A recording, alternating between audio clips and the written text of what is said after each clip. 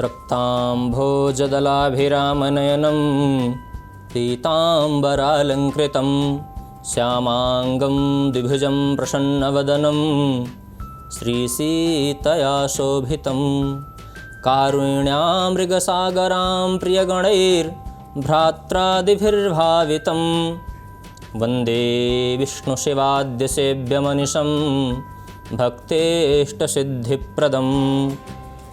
परमपिता परमात्मा नारायण को प्रणाम करते हुए बंधुओं, हम सब मंदिर जाते हैं, देवालय जाते हैं, जप करते हैं, पाठ करते हैं, पर फिर भी मुझे कहीं न कहीं कई बार सफलता नहीं मिलती है। तो हम सोचते हैं कि हमारे ऐसे प्रयत्न करने से क्या लाभ है जब मुझे उसका पूर्ण फल नहीं मिलता है। बंधुओं, आपको ध्यान रखना होगा कि यदि आप अपनी मंजिल की तरफ अग्रसर हुए हैं, अभी यदि आप अपने घर से कहीं जाने के लिए निकले हैं, तो यदि आप मार्ग में व्यवधान ना उत्पन्न हो, आप मार्ग परिवर्तन न कर लें, तो निश्चित ही वहाँ आप पहुँच जाएंगे।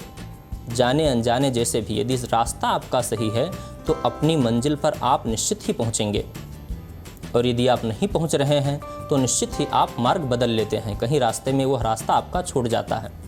ठीक इसी प्रकार यदि कहीं आपके कार्य में त्रुटि नहीं है तो आपको 100% सफलता मिलता ही है, पर जब आपके कार्य में कोई त्रुटि होती है तो आपको सफलता नहीं मिलता है।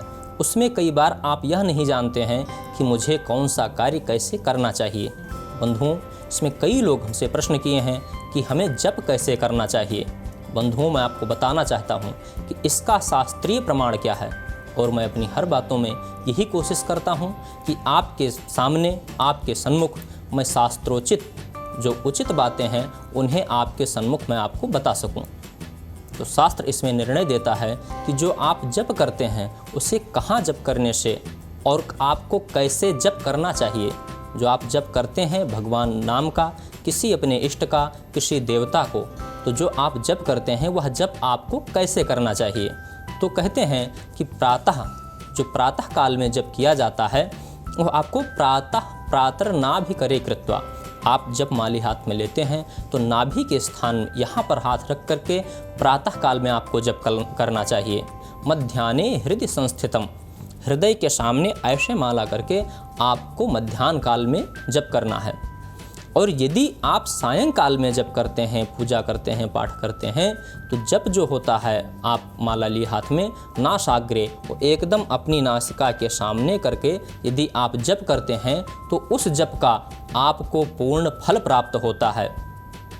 इस प्रकार जब आप अपनी किसी इष्ट की, गुरु की या भगवान की माला जब आप करते हैं तो उसका 100% आपको सफलता मिलता है, और आप जिस उद्देश्य से वह जप करते हैं वह उसमें आपको निश्चित ही सफलता मिलती है। तो बंधुओं, हम आशा करेंगे कि आप आगे से जब भी जप करेंगे तो आप इस प्रकार से करेंगे और पूर्णतः आप सफलता की ओर अग्रसर होंगे।